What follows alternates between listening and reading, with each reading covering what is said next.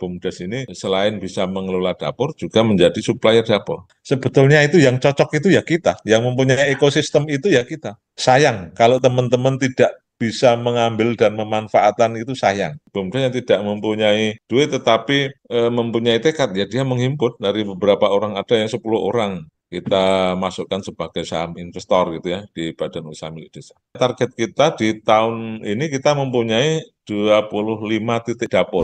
Kami berharap program makan bergizi gratis ini bisa kita akses. Sebetulnya itu yang cocok itu ya kita, yang mempunyai ekosistem itu ya kita. Bagaimana kita bisa menggerakkan ekonomi di desa kita masing-masing. Program MBG itu sangat luar biasa untuk menggerakkan itu semua. Sayang kalau teman-teman tidak bisa mengambil dan memanfaatkan itu sayang. Pemerintah sudah menggelontorkan dana yang cukup luar biasa. Kalau mau kita itu bisa memanfaatkan itu semua untuk kesejahteraan masyarakat, untuk menggerakkan ekonomi masyarakat, untuk memberikan nilai yang lebih pada BUMDes, untuk membuat usaha BUMDes. Banyak hal yang bisa kita peroleh dari program MBG ini. Sayang jangan dilewatkan karena tahun 2025 ini pemerintah akan membangun 30.000 dapur. Pemerintah yang dengan APBN sendiri itu di angka 1.500-an. Ini akan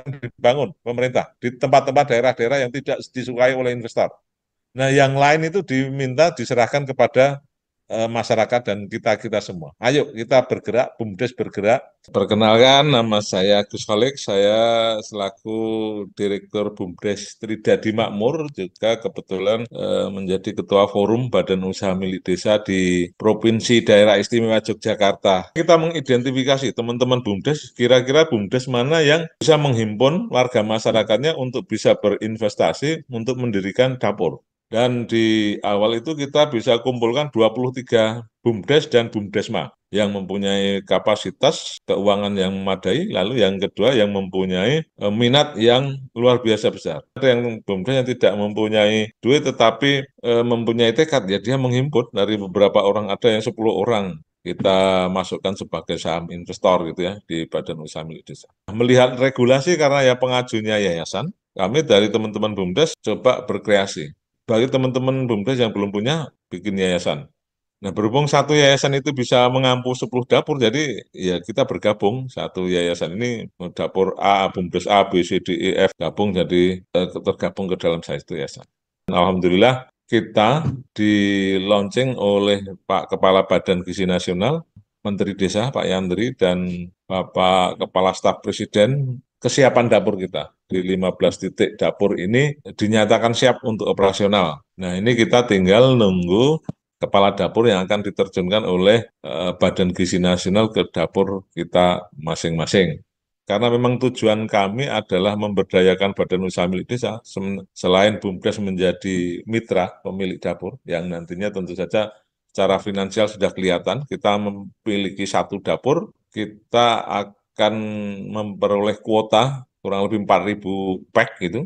Lalu dari sisi pendapatan, kita akan memperoleh Rp2.000 per pack. Otomatis kalau kita misalkan beri kuota 4.000 kali 2.000, itu ada 8 juta per hari. Kali misalnya sebulannya itu 20 hari, berarti kita akan ada pendapatan 160 juta. Hitung-hitungan kami untuk BEP-nya nggak lama, paling setahun setengah, nggak sampai 1,5 tahun, duit sudah kembali. Bahwasanya BUMDes ini selain bisa mengelola dapur, juga menjadi supplier dapur. Lalu kita coba mulai kumpulkan, sambil kita berproses, kita kumpulkan teman-teman BUMDes-BUMDes yang ada di DIY. Lalu kita lihat potensi-potensinya.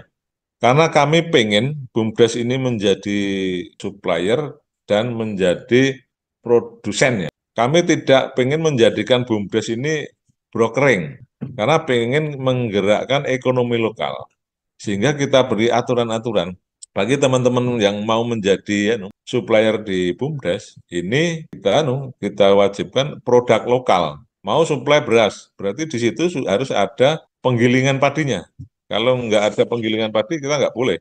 Mau suplai telur, di desa itu harus ada peternak telur, meskipun itu dari masyarakat. Atau bahkan kalau BUMDes mau bikin peternakan ayam petelur, boleh, dengan melalui dana ketahanan pangan. Target kita di tahun ini kita mempunyai 25 titik dapur. Limbah ini pelihara bebek yang pejantan itu loh Pak, yang diafkir dari peternakan. Dalam waktu 2 bulan, itu saya kasih makanan, makan limbah rumah makan itu dalam waktu 2 bulan dari 2 gram, itu bisa 1,56 sampai 1,7 kilo Pak. Nah ini menarik juga, sehingga kami memang di Jogja ini, ayo teman-teman yang punya dapur silahkan untuk berikutnya untuk mengolah limbah yang organik, pelihara bebek. Ini akan sangat menguntungkan juga. Yayasan yang bisa mengelola SPPG untuk di wilayah satu provinsi, maka maksimal satu yayasan hanya boleh mengelola 10 satuan pelayanan pemenuhan gizi.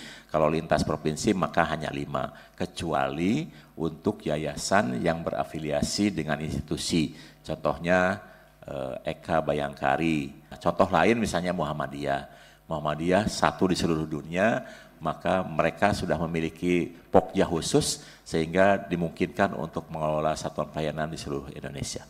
Mulai sekarang tidak ada SPPG yang boleh jalan sebelum ada virtual account dan uang muka yang masuk untuk 10 hari ke depan. Jadi sekarang sudah tidak ada lagi sistem reimburse